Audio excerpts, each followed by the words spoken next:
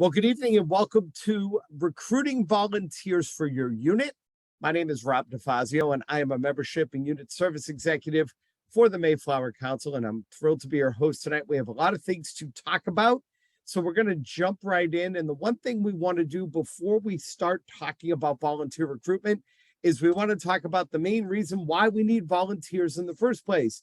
Every one of us, it's our mission of the Boy Scouts of America to prepare young people to make ethical and moral choices over their lifetimes by instilling in them the values of the Scout Oath or the Scout Law. At the end of the day, our mission is to work with young people, and because we are a volunteer-based organization, that responsibility falls on all of our volunteers. So making sure you've got volunteers is obviously the first step. It's very important to talk about the word and what it means so that we can all understand here. A volunteer is a person who freely offers to take part in an enterprise or undertake a task. Does that all sound familiar to everybody here? Sounds about right. It's also a verb, and it means to freely offer to do something. As part of our presentation tonight, I want to talk about this guy for a minute. This is Rex Tillerson. Rex was the 69th Secretary of State of the United States. He's also the former president of ExxonMobil. And he's been a longtime volunteer of the Boy Scouts of America. In fact, if you look at his Boy Scout resume, it's very extensive. He was the national president from 2010 to 2012. He's also served on the executive board. He's won awards. So I bring Rex up because in a speech that Rex made back when he was national president, one of the things he brought up that was really important that needs to be emphasized when it comes to our organization is that we are volunteer driven and professionally guided. And that's something that I think gets overlooked from time to time. And one of the things that we want to bring back into the conversations when we're talking about recruiting volunteers is we really do depend on you. And we understand that you're sacrificing your time, and there are days it's a thankless job. So we hope you know that there is appreciation there on the council and on up. But at the same time, we want to make sure that the people you have working with you understand that, and even the families involved understand that. So that's really important. So in looking at recruiting volunteers, let's take a look for a moment and talk about why people volunteer. And I just want to go through this because I think it's worth talking about. Why people volunteer. They have a personal tie to the mission. In the case of Cub Scouts and Scouts BSA and all of our volunteers, a lot of them, the volunteers are parents, and they have a big connection to our mission or a big tie, and that's their kids, which should be a big reason why they're going to want to volunteer with us. Skill building. Volunteering is a great way for people to resume or to boost their resume, or to just get introduced to new things. And what better way to do that than with working with their child in Cub Scouts or Scouts BSA. They would like to involve themselves with diverse groups of people. And I think when you look at the diversity that the scouting program has, we obviously offer that and a lot more. Volunteering is a great way to be involved with people you might not otherwise meet under normal circumstances. There's a social element here, and that is to be social and to make friends. People might volunteer to make friends. We know that people who are volunteering are generally good people. So why not volunteer for something that's going to do good for the community and to try and make friends at the same time and have a great benefit for their kids? In some cases, people volunteer to learn more about the community. Sometimes it's new family. They show up in town. They want to learn more about the community. Volunteering is a different perspective on the community in which people live. You meet people who've been here their entire lives. You meet people here who are brand new. It helps individuals see the community in a different light, which allows them to gain a better knowledge about the town or the community that they live in. Some people volunteer just to feel important and motivated beyond their jobs. A lot of people like having a purpose in life, and for some people, their life and their family and their job might not be that important as far as their purpose. They value volunteering towards something that is showing them impact in the world. And they have a great support system. So I want to backtrack for a minute. They may have a great support system in their family, but their family recognizes that they're looking for something more. And they want to have a better sense of purpose with volunteering. And this last one, when I was researching this particular thing, was really kind of funny to me for a minute. They want to relieve tension. And I know some of the volunteers on the call tonight are probably going, what in the world are you talking about? It's not tense. There are days that being a volunteer in our program might not fit that mold. However, hear me out. Volunteering is a great mental health activity. We used to call that mental floss. There are many studies that actually show that people walk away from their volunteer experience feeling great. So for some reason, for some people rather, volunteering may be a form of self-care and a great way for people to reset their mindset. It's important to understand all of this when you're approaching people to volunteer so that you have a better approach on how to possibly have them come on board. Here's something else that's really important. No experience in the scouting program is necessary, but it is important to emphasize that volunteers are needed to make your scouts experience and investment in the scouting program work. A lot of people get caught up on, oh, I need to have somebody in this position who's got scouting experience. And if you look around the leadership at all of our packs and troops, especially here in the Mayflower Council, you're going to find you have a diverse group of people. You have some people who are lifelong scouters. You have some people who got into it so that they could spend some quality time for with their kids.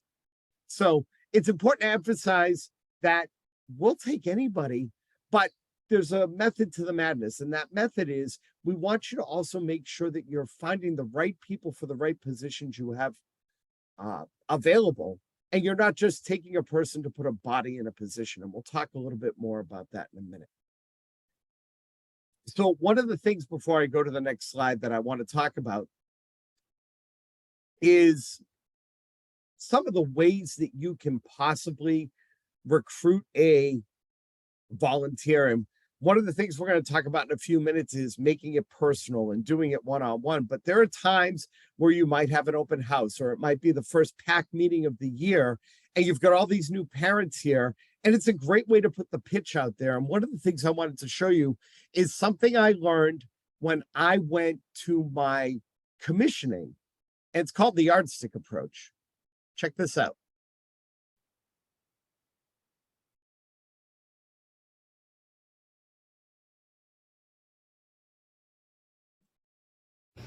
Thanks everybody for being here tonight. I want to talk to you a little bit about Cub Scouts and what Cub Scouts means to families and what Cub Scouts means to your scout. I want to use this yardstick to demonstrate this. So this yardstick is 36 inches. Let's assume, and as is the case in most families, that your child will be with you until they're about the age of 18, and then they'll graduate from high school, they'll move on. They may still live with you, but they're living their own life. So every 2 inches on this yardstick represents a year of your child's life. Now, most of you this evening, your child is between the ages of 5 and 8. There's a few that are a little bit older, but most of you are between the ages of 5 and 8. So up until the age of 5, this is all you. Maybe a little bit older, all you. And I think if you look back at your own experiences, by the time your child is in high school, roughly in this 26, 27, 28 inch range out here, they're paying way more attention to their friends, way more attention to other people than they are to you as a parent. So your opportunity, our opportunity to really make a difference in the life of our children is in this middle section here. We've already used up about a quarter of our time. So let's talk about Cub Scouts. In Cub Scouts, this is your time. This is your opportunities your opportunity to spend real quality time with your child. Your child will be spending time with other children. You'll spend time with other adults. But Cub Scouts is designed to is designed around the family. Not everything can be accomplished here in Cub Scout meetings, but the best times are when you are here with your child, when you are engaged with your child in this time frame, because Cub Scouts is going to go up through about age 11. So this big middle section here, or little middle section here, depending on your point of view, this is Cub Scouts. And this was when we can say, you have this one-on-one time with your child, and you can make this difference with your child in helping them develop their character and helping them develop good decision-making skills and leadership skills and outdoor skills and all kinds of things that you want them to have. That when they're an adult, you want them to be able to look back and say, I have these skills. Number one, my parents helped me to get these skills, and I learned them in Cub Scouts. That's why you're here. That's why you brought your child. Yep, they're here because they want to have fun. You can hear them hooting and hollering over there. They want to have fun, but you're here because you want an organization that will help you make a difference in the life of your child. This is the difference that we will make in the life of your child. So let's talk about how you can make that difference. In every Cub Scout pack, we need adults.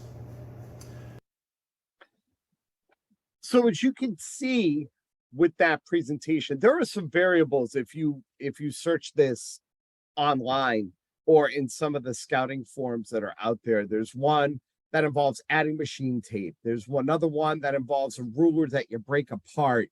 There's another one that involves, I heard another one that involves toilet paper and you mark it up the same way. But the point is, a pitch like this can become very real to a parent because you're hitting them. People respond emotionally, right?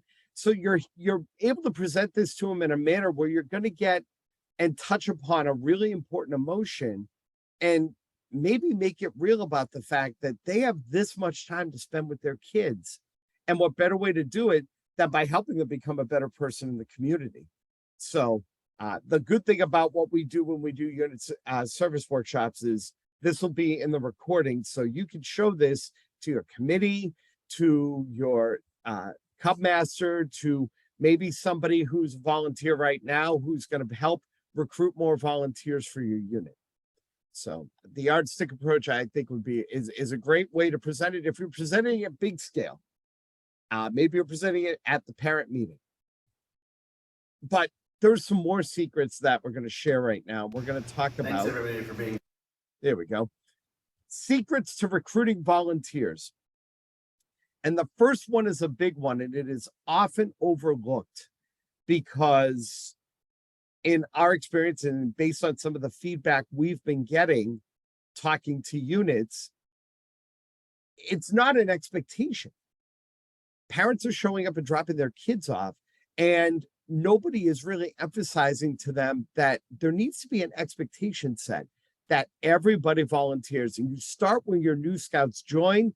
And if you set the expectation that parents are going to volunteer for something, and then maybe get them all together, and we're going to talk about some case studies in a little bit from actual units in the Mayflower Council that do some really cool stuff to recruit volunteers. And when you get them all together and you give them maybe that yardstick pitch and you have areas for them to sign up in, by making it clear to them that we are a volunteer organization and we can't make this work for your child without you, and that everybody is going to be expected to help out, you'll see, you'll get somebody who will say, well, I don't have a lot of time to be a leader. There are plenty of roles within packs and troops to help out in those regards. So remember that when you're trying to pitch that. But if you haven't set the expectation yet, start by setting the expectation and making sure that parents, especially now that we're bringing in new Cub Scouts, make sure the parents know that they're going to be asked to participate in the process with their kids. That's probably a better way to put it if you think about it. Number 2, use a family talent survey and require that every family fill one out. Now, a family talent survey is basically your opportunity to get to know parents in your pack without sitting down with each one of them for 45 minutes over a cup of coffee. It's almost like them giving you their family resume, and it gives you some information. You might find out that you might have a dad who was an Eagle Scout, and that's always a great asset to have within your unit. But it gives you more information about who they are and what they do and what their interests are. And as a leader or a committee person in your pack or troop, you can look at that information and determine what opportunity to volunteer might work best for that parent. And that leads me to the third thing, and that is fit the job, not only to the skill set, but also the personality. I've had the pleasure of meeting a lot of you here on the council, and I think it's probably safe to say that I'm probably one of the more outgoing people you're ever going to meet. And it comes from what I used to do. But there are people, believe it or not, that are, I used to be very introverted. I used to be very shy. I went to my class reunion this weekend, and they were all blown away that I got up in front of a crowd. Here's my point. You don't want to put somebody who needs to be extroverted and outgoing into that position if they are a behind the scenes kind of person that is perfectly content not talking to anybody, but doing stuff that is going to make a difference for the pack. So fit the job not only to the skill set, but also the personality. You're going to find two things. First of all, you're going to find that the things you're going to ask them to do are going to work better. And secondly, you're going to find that they're going to be more comfortable wanting to help out because you're asking them to do something that they're comfortable with. Now, I mentioned the ask, okay? And asking as much as possible is obviously very important to fill these roles. But as you get to know these families and you have these opportunities come up, do the ask in the most personal, relaxed form that you can. By asking for a specific position in an email blast, you might not get a big result. It almost never works. And another big thing is try not to complain publicly about the lack of volunteers. Try to remember that you want to attract them in. So by using your personality in that role and being positive about the experience they're going to get out of it, complaining and talking negative about it is only going to push prospective volunteers further away. A one-on-one conversation with a positive tone in a private setting works best. Campouts. If you're out on a campout and you've got a prospective volunteer with you and you're sitting by the fire and the kids are out having fun and they can see that, that's probably one of the best times to be able to have that conversation about volunteering. But we don't always go out on camping trips. So maybe a cup of coffee with that person as part of your day or at the end of your day, or better yet, right before a committee meeting or a PAC meeting to maybe ask to sit down and meet with them. Don't be afraid also, if you know of another volunteer that's already volunteering, that knows the person you're trying to do the ask with, don't be shy about bringing them along as well, because that's like a testimonial, you know, and a testimonial from somebody you know works really well. But be relaxed about it. As much as we're all vying to make sure that we have enough volunteers to be able to do our programs, the high pressure isn't going to work either. It's just as bad as complaining negatively about the lack of volunteers. The next one, this one's a big one. Have a description in writing of what they're going to be doing and what the expectations are. And keep it simple. To be able to say, oh, you're going to be the den leader of the wolves, and here's the book, go to it, is not really going to be effective. Put something together. There's plenty of resources available. If you need descriptions that you can modify that fit your unit, reach out to me. My contact information will be at the end of this program. I'll be glad to send you out the resources that we have. In fact, I'm working on developing a little bit more so that we have stuff available like that for units. But have something in writing that you can hand to them. In fact, if you know you're doing an ask on somebody, with somebody, and maybe it's over a cup of coffee, Maybe put a nice fancy cover sheet on the front with your Cub Scout logo that says, especially prepared for Rob DeFazio, Pack 31's new committee member. How good would you feel if you got something like that when you sat down and as part of the pitch? It would make you feel special. And those little extra things, they sound a little salesy, but again, we're talking about human relations here, and that's really important. The next secret, once the volunteer says yes, make sure you follow up and fulfill the commitments you're going to make to that volunteer. Everything you said you were going to do for that volunteer, if they said yes, you got to follow through on it. As soon as you can, contact them. Make sure if they're not fully registered, make sure they take their YPT. Make sure they fill out their adult application and do the query and get that stuff in as quickly as possible.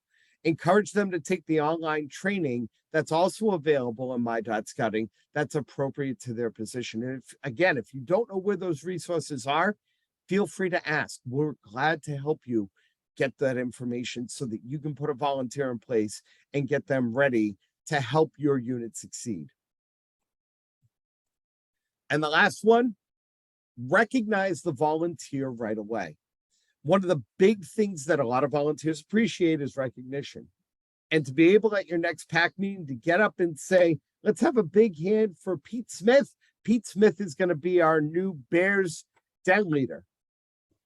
And to be able to let that recognition go and people congratulate him or maybe wish him luck, however that's going to go, take the opportunity to acknowledge the fact that Pete, in this case, stepped up. It makes them feel great about volunteering, and it also makes it difficult for them to back out. So remember that as well. Okay. Talk about some tips about recruitment. Again, ask personally, and that should actually say not only globally.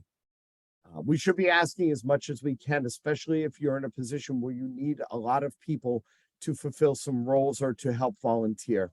So don't be shy about asking. Asking globally all the time is always going to be a win some, lose some proposition.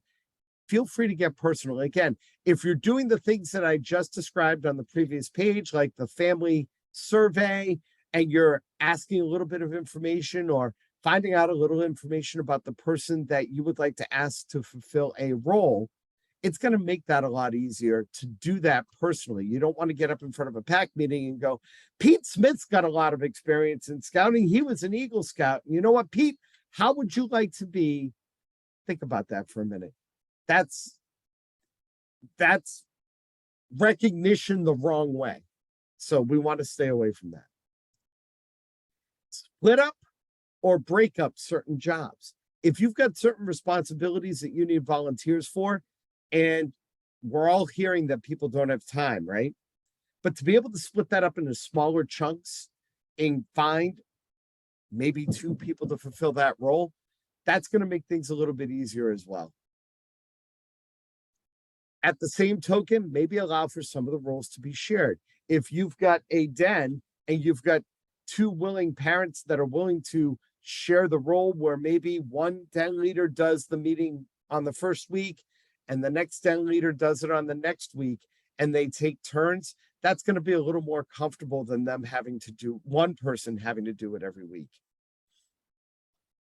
I can't emphasize this enough. One of the things that we find when we talk about volunteers and their concerns, it's not just about the recognition, but they want to be set up to succeed. They don't want to be blindsided about the things that you're asking them to do, which is why, like I said before, having something in writing spells out everybody's responsibilities and there's no misunderstandings. At the same time, though, use the training and the resources courtesy of the Boy Scouts of America to be able to give them the knowledge they need, and they can look like the expert. They're not going to look bad in that position, and they're going to appreciate it more because they're going to understand how to do that job. This next one, there's not always one way to do it. Now, there are certain positions that we ask for volunteers for that have to follow a certain protocol, okay? And certain roles. But there are certain positions that we ask for volunteers for that allow for a little flexibility, allow for a little creativity, and to show appreciation for your volunteer, maybe allow them to give you some input on how to do it better. In some cases, as I said before, we might not be able to accommodate that for one reason or another, right? But if there is another way they might come up with an easier way to be able to do whatever you need them to do and get a better result for it. So allow them the input because it gives them that appreciation. They feel like they're involved in something bigger than themselves. Okay. Drastic times do not call for drastic measures. In doing research for this particular presentation tonight, I want to share this because it is actually out there somewhere. There was an article that was similar to, it had a lot of information in it, but one of the things it said to do was to use drastic times as a way to emphasize that not having volunteers isn't going to allow the kids to get the full scouting experience. What it said was to take all the sign-up sheets and come up in front of the room and ask one last call for, we're going hiking Saturday.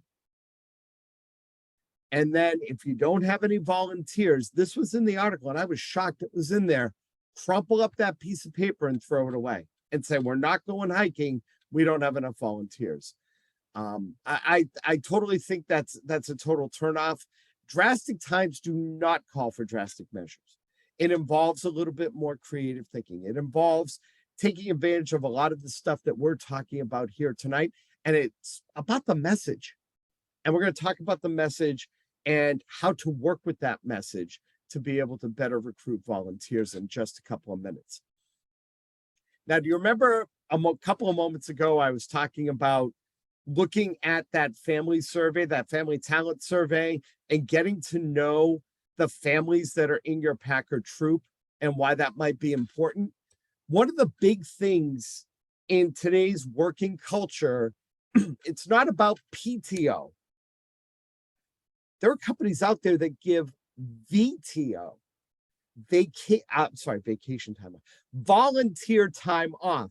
They actually will compensate their employees to go volunteer.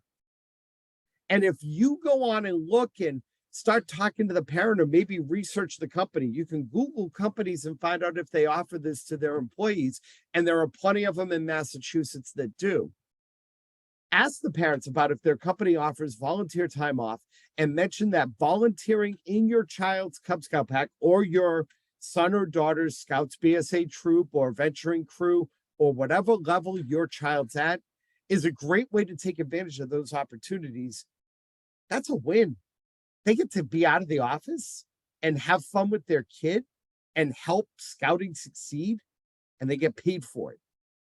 That's a big win all the way around. So ask about volunteer time off with some of the parents that you're talking to, especially if they're in any of these big companies out there. And you could just Google companies in Greater Boston that offer volunteer time off. That's how I found out about it. So I've given you a lot of information about how to get them in. We're going to talk about retention for a minute, but when we talk about retention, we want to talk about the why they stop volunteering. Because this leads to better retention, believe it or not, having this conversation. This is in no particular order as well, so I want to emphasize that as well. First of all, they don't feel inspired. Volunteers often quit because they're just not interested in what they're doing. And if they're not looking forward to volunteering, they may quit. They're not making friends or having fun. Now, I find that hard to believe that that would happen in any of the scouting programs based on the scout law. However, this is an overall situation about volunteering, okay? Those volunteers who want it to be most volunteers want it to be a social setting. But if they're not getting the social value out of it, they'll probably quit. And if volunteers don't feel the friendliness or they feel ostracized, they might quit. So bear that in mind. They feel uneasy or underqualified. Again, we talk about the training and that being important. No one wants to feel uneducated about their role as a volunteer. If they don't understand what they should be doing, it's easy for them to throw their hands up and walk away. I emphasize recognition over and over and over again, and this is really important. Lack of recognition. This is the number one reason why people stop volunteering. Volunteers are putting their free time into projects and tasks and being part of our program. If they don't feel like that they're being noticed, in some cases appreciated for their hard work, they might not feel like they're actually doing anything meaningful. What does that mean? They're probably not going to stay. They're unaware of their impact. And again, this also goes back to lack of recognition. Those who volunteer for the mission or because they want to have a sense of purpose or impact with the organization that they're with, right? So if they don't understand how their effort impacts the bigger picture, they may quit. So always emphasize that it's not just about Billy getting to the next level and helping all the wolves become bears, but look at the bigger picture and emphasize that to them. Next one, they are not given opportunities to do new things in the organization. If it's monotonous, they may lose interest and walk away. If they get stuck in a rut or signing up for the same tasks because they know how to do them, after a while might become boring, especially if that role doesn't involve them having some quality time with their child. So feel free to mix it up a little bit. Better yet, and this goes along with burnout, feel free to have them volunteer and then let them have an opportunity to have your own version of VTO, which is volunteer time out. If you've set the expectation that everybody's going to help out, you're going to have enough volunteers to be able to say, you know what, Lily, you volunteered the past couple of times for this. I want to give you a little VTO, and we're going to ask somebody else to do it so you can enjoy this activity with your son or daughter. And this, we're talking about the different opportunities. Let's also talk about burnout because that also does play a role. Sometimes, let's be honest, we overcommit, right? And while this might be great for you to have a bunch of volunteers, you got to keep in mind that it's not great in the long run. Volunteers can overcommit, and it's okay if you've got the right pool to give them a break, or maybe adjust the positions, excuse me, to allow people to have a little bit of a break from this. Let's remember at the end of the day, as much as there are things to be done within your pack or troop, at the end of the day, we're also using the pitch of them being able to participate in their child's Cub Scout, Boy Scout venturing experience. So let's make sure that not only we're putting them into a good role, but let's make sure that they're still be able to get that big benefit out of it. I've said this to a few of you, and I'll say this a lot. When my dad was alive, we had a great relationship. And growing up, my dad was part of my scouting experience. And I bring that up just because of the fact that I think we had such a better relationship later in his life because we had all of those good memories to fall back on. So, and the cool thing is, he did it around his schedule. He made impact. And when he needed time away, he communicated that, which was important. My dad ran his own business back. Okay. So those are the main reasons why people stop volunteering. So retaining your volunteers, obviously, and I keep emphasizing this because the number one reason you want to use to retain your volunteers, or better yet, a reason why they're going to stay is because they're going to feel appreciated and they're going to feel recognized. Okay. And I know some of you on the call have been in the program for a long time, and I know you of the hard work that you do. Another good technique to retain your volunteers is listen and respond to the feedback from them. You might not agree with it. It might not be effective, but let them be part of some of the solutions you might need when it comes to certain things. They may just surprise you. It also is a great opportunity because you're going to better understand how they work. And that personality might work for something that you need some help with. The mentoring and training. Now, we talked about training already, but I haven't talked about mentoring. As youth go through Cub Scouts and into Boy Scouts and through our program, sometimes the parents go with. So they leave a role and go to another role. Always ask the parent if they're willing to help mentor the person who's going to be taking over their previous role.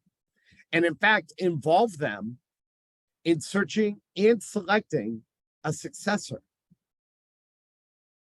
We all know the roles that we need volunteers for, but as a leader, or a committee member, sometimes we're not dealing with the current issues that a den or a unit might be having. As opposed to the den leader who might be handling that firsthand.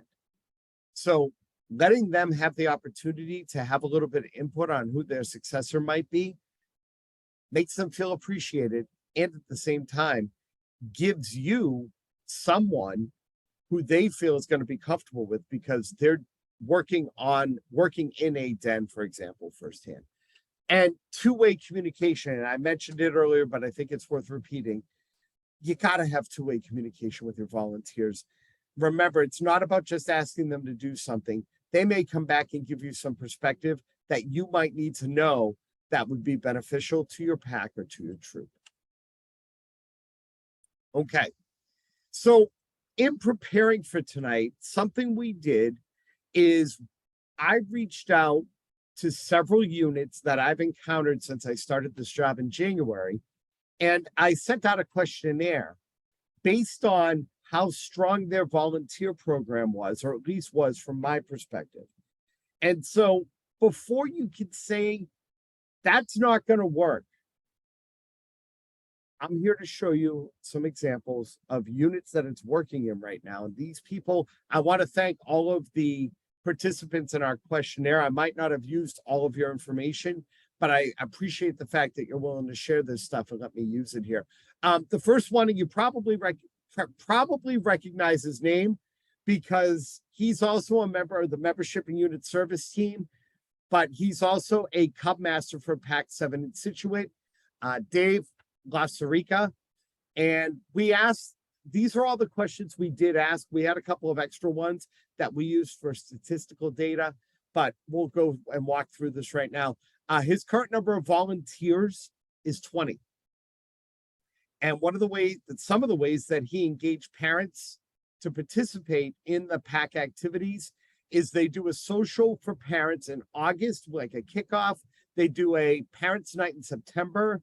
They also do a June leader parent social at the end of the year in June. Every pack meeting, he does a call for volunteers and reminds them that the pack is volunteer run, and they do make it a practice to ask every parent to volunteer for at least one event. Now, we did talk about adult applications.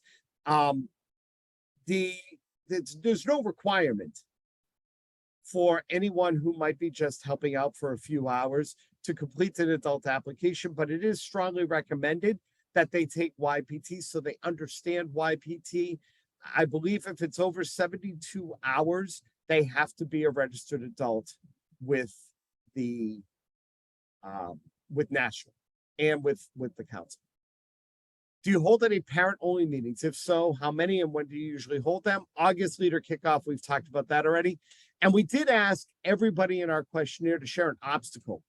And one of the things that David found is younger parents seem to be more reluctant to engage or commit. And I think that comes down to a time thing. They're getting settled in their careers and things like that. So that's an obstacle, but David seems to be making it work with 20 volunteers. So let's move on. Our next one, Janice Houlihan from Troop 126 in Franklin has 25 to 30 volunteers, and she does engagement through email. She's got Sign Up Genius, and she also asks at meetings.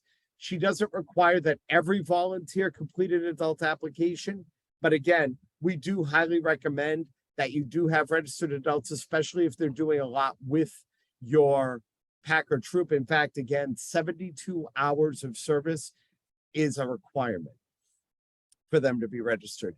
Is there anything specific that your unit does to help with recruiting volunteers? They speak to the parents personally and ask for help. They do parent-only nights only for new parents.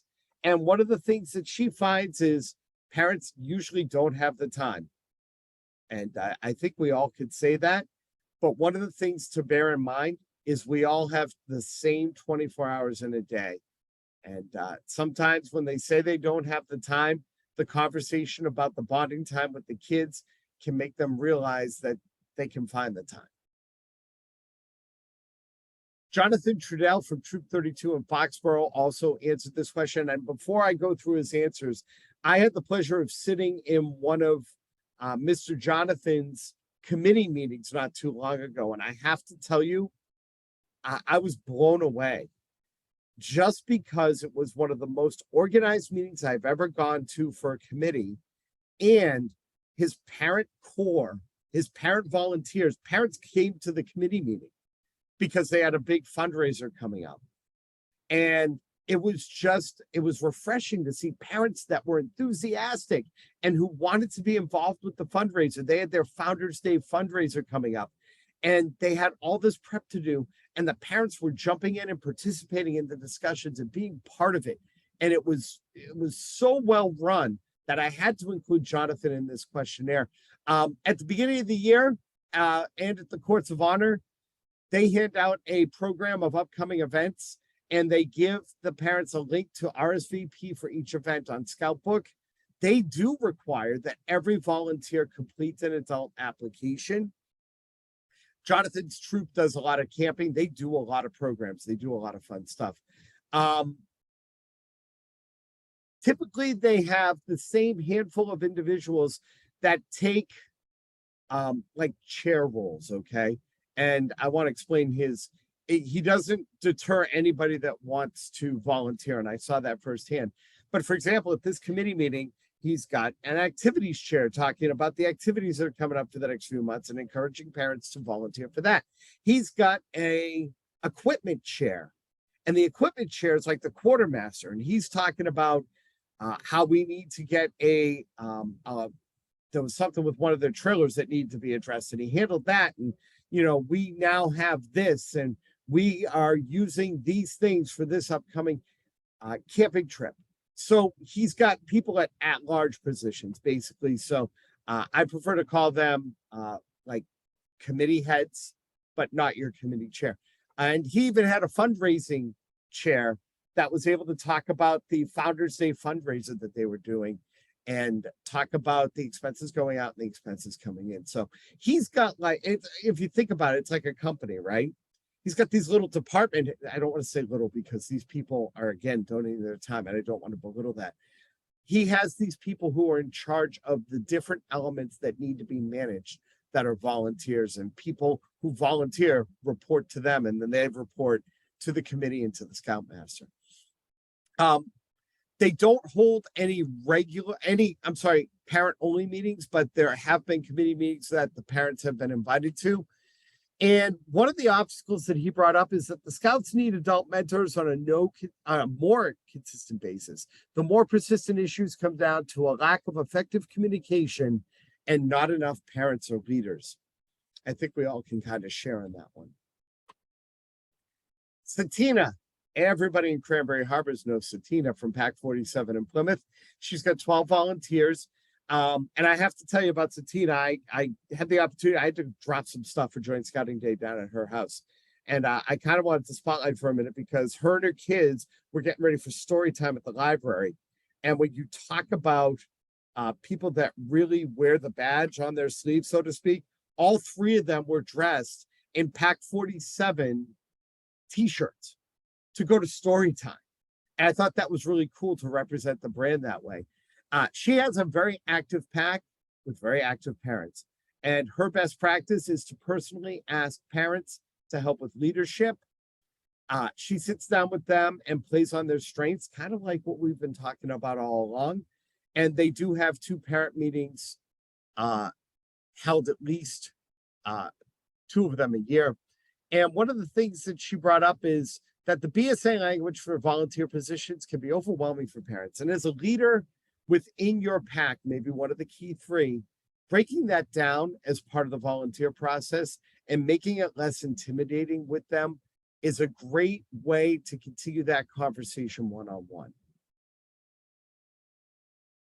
So, some additional takeaways and notes from the questionnaires, and I wanted to throw these in because they were really important. Dave Richards from Pack 41 in Hingham brought up the point that he asks den leaders during the course of the year about which parents might be good prospects. Again, involving them in that whole process of finding new volunteers to be successors. Okay, Marty Buckley from Troop 1 in Hingham. His approach, and again, it seems to work. He creates a board with all the activities that need help and all the duties and all the vacant positions. And then he presents that board at a court of honor and lets everybody know that any position, activity, or duty that doesn't have a name next to it means he's going to do it, which equals less time that he has to dedicate to guiding children in the role. Because even though we're bringing volunteers in, they still look to the committee chair and the charter org rep and the cub master or scout master as the leader, as the one leading the way. So it's very important that we have them understand that. So his approach seems to work for him. So, and we'll talk about that in just a second.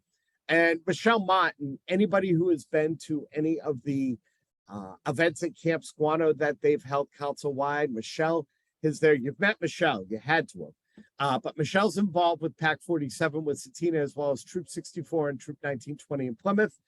One of the comments she shared was that volunteers don't want to take the time to do YPT, but really everyone, even a non-leader, should take it, because then they understand 2 Deep leadership, the buddy system, and they also understand what you did to get into your role as one of the key 3 in your pack or troop. So some takeaways here. And some final thoughts before we get to question and answer. Each unit's approach is going to be different. You're going to look at everything that we've put in front of you tonight, and you're going to figure out what you can implement that's going to work best for you. This is not a one-size-fits-all kind of thing, because every unit's needs are going to be different. So make sure you analyze what those needs are and look at the pool you have to be able to do the ask with. Communication is key. The more personal the communication, the better it's going to be. And I want to close before we get to the end of our content here tonight, that sometimes it's the messenger, okay? And sometimes it's the presentation of the message when it comes to recruiting volunteers. Maybe it's the timing, the location, the approach. But the message to recruit volunteers and the fact that we are a volunteer-run organization always remains the same. Now, when I say sometimes it's the messenger, and I don't want to knock any leader that gets up and tries to do that kind of a pitch, but sometimes having somebody from outside of your pack or troop that is affiliated somehow can be a better resource to make this presentation for you. In fact, we've done it with membership and unit service on certain occasions, and it's actually helped because they see you all the time. They see you in your role as authority with their kids, but bringing somebody else in that they might not deal with all the time with a different title might sometimes help your pitch for a volunteer become a little bit more of a serious proposition.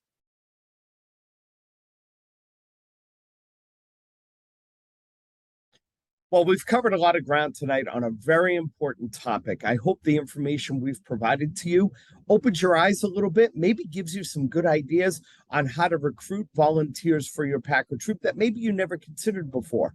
If you have any questions or need further assistance on this topic, please feel free to reach out to me. My contact information is on the screen. Myself and the members of our membership and unit service team are here to help you with volunteer recruitment, as well as creating a successful unit for your scouts in our program. My name is Rob DeFazio. Thank you so much for tuning in tonight, and enjoy the rest of your evening.